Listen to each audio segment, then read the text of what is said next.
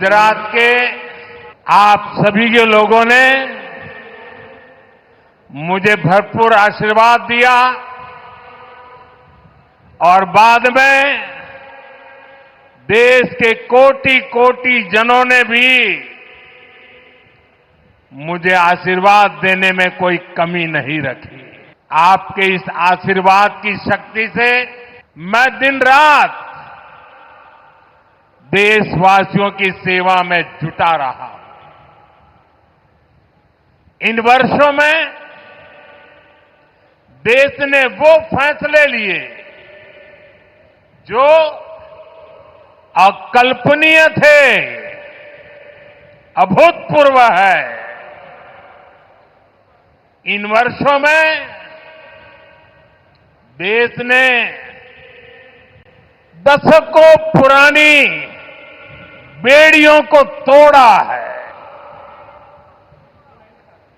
देश हर सेक्टर में आगे बढ़ा है। आज देश निराशा के अंधकार से निकलकर विश्वास के उजाले में तिरंगा फहरा रहा है। साथियों, आज हम 140 करोड़ भारतीय मिलकर अपने देश को विकसित भारत बनाने के लिए जी जान से जुटे हैं। देश की तरक्की के लिए जो कुछ भी चाहिए वो हम भारत में ही बनाएं, ये आज के समय की मांग है। भारत आज तेज गति से मैन्युफैक्चरिंग की दुनिया में आगे बढ़ रहा है। देश की जरूरत के सामान का निर्माण हो या फिर दुनिया के अलग अलग देशों में हमारे देश के बनी हुई चीजों का एक्सपोर्ट, ये सारा लगातार बढ़ रहा है। आज हम स्मार्टफोन से लेकर गाड़ियां, खिलौने, सेना के अस्त्र शस्त्र, दवाएं, ऐसा बहुत सारा सामान दुनिया के देशों में निर्यात कर रहे हैं। इतना ही नहीं, आज भारत रेल, मेट्रो और इसके लिए जरूरी टेक्नोलॉजी खुद बनाता भी है और दुनिया में एक्सपोर्ट भी करता है। और हमारा ये दाहोद इसका जीता जागता प्रमाण है। दाहोद नो वट पड़ी गयो છે। थोड़ी देर पहले यहां हजारों करोड़ रुपए की परियोजनाओं का शिलान्यास और लोकार्पण हुआ है। इसमें सबसे शानदार दाहोद के इलेक्ट्रिक लोकोमोटिव फैक्ट्री है। 3 साल पहले मैं इसका शिलान्यास करने आया था और कुछ लोगों को तो आदत हो गई है कुछ भी गालियां देने की। वो कहते थे चुनाव आया तो मोदी जी ने फैक्ट्री का शिलान्यास किया, कुछ बनने वाला नहीं है, ऐसा कहते थे। आज 3 साल के बाद हम सब देख रहे हैं, अब इस फैक्ट्री में पहला इलेक्ट्रिक लोकोमोटिव बनकर तैयार हो गया है और थोड़ी देर पहले उसको मैंने हरी झंडी दिखाई है।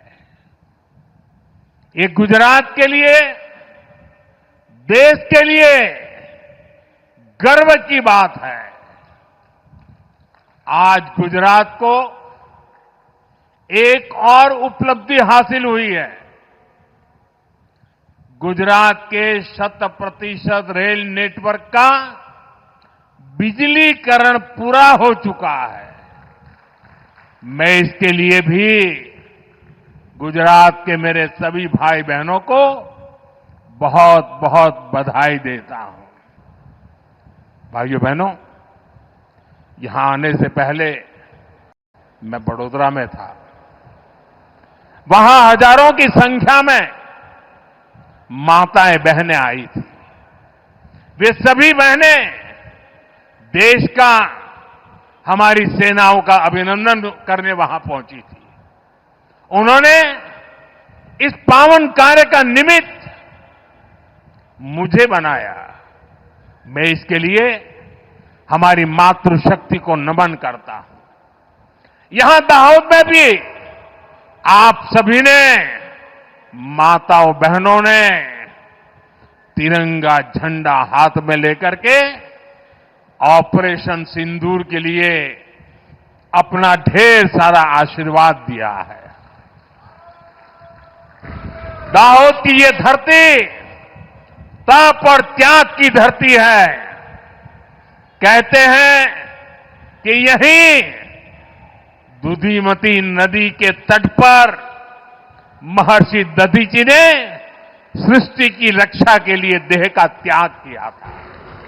ये वो धरती है जिसने क्रांतिवीर तात्या टोपे के संकट के समय सहायता की थी। मानगढ़ धाम यहां से ज्यादा दूर नहीं है। मानगढ़ धाम गोविंद गुरु की सैकड़ों आदिवासी सेनानियों के बलिदान का प्रतीक है। यानी ये क्षेत्र मां भारती की मानवता की रक्षा के लिए हमारे तप और त्याग को दर्शाता है। जब हम भारतीयों के संस्कार हैं तो सोचिए, जम्मू कश्मीर के पहलगाम में आतंकवादियों ने जो कुछ किया, क्या भारत चुप बैठ सकता है? क्या मोदी चुप बैठ सकता है? जब कोई हमारी बहनों के सिंदूर को मिटाएगा तो उसका भी मिटना तय हो जाता है। और इसलिए ऑपरेशन सिंदूर सिर्फ एक सैन्य कार्रवाई नहीं है। ये हम भारतीयों के संस्कारों, हमारी भावनाओं की अभिव्यक्ति है। आतंक फैलाने वालों को सपने में भी सोचा नहीं होगा मोदी से मुकाबला करना कितना मुश्किल होता है। तिरंगा लहराते रहिए, तिरंगे की आन बान शान का। जरा सोचिए, बाल बच्चों के सामने पिता को गोली मार दी। आज भी वो तस्वीरें देखते हैं तो खून खौल जाता है। आतंकवादियों ने 140 करोड़ भारतीयों को चुनौती दी थी। इसलिए मोदी ने वही किया जिसके लिए देशवासियों ने, आपने मुझे प्रधान सेवक की जिम्मेदारी दी। मोदी ने अपनी तीनों सेनाओं को खुली छूट दी और हमारे शूरवीर ने वो कर दिखाया जो दुनिया ने पिछले कई दशकों से नहीं देखा था। हमने सीमा पार चल रहे आतंक के 9 सबसे बड़े आतंकी ठिकाने, उनको ढूंढ निकाला, अता पता पक्का कर लिया और 22 तारीख को उन्होंने जो खेल खेला था 6 तारीख रात को 22 मिनट में हमने उनको मिट्टी में मिला दिया। भारत की इस कार्रवाई से बौखलाकर जब पाकिस्तानी सेना ने दुस्साहस दिखाया तो हमारी सेनाओं ने पाकिस्तानी फौज को भी धूल चटा दी। मुझे बताया गया यहां भी हमारे सेना के निवृत्त जवान बहुत बड़ी तादाद में आए हैं, हमारे कार्यक्रम में मौजूद है। मैं उनका भी सलाम करता हूं। मैं दाहोद की इस तपोभूमि से एक बार फिर देश की सेना के शौर्य को नमन करता हूं। साथियों, बंटवारे के बाद जिस देश का जन्म हुआ उसका एकमात्र लक्ष्य भारत से दुश्मनी है, भारत से नफरत है, भारत का नुकसान करना है। लेकिन भारत का लक्ष्य अपने यहां गरीबी को दूर करना है, अपनी अर्थव्यवस्था को मजबूत करना है, खुद को विकसित बनाना है।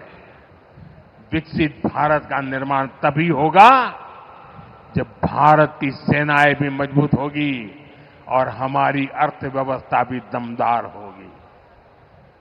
हम इसी दिशा में लगातार काम कर रहे हैं।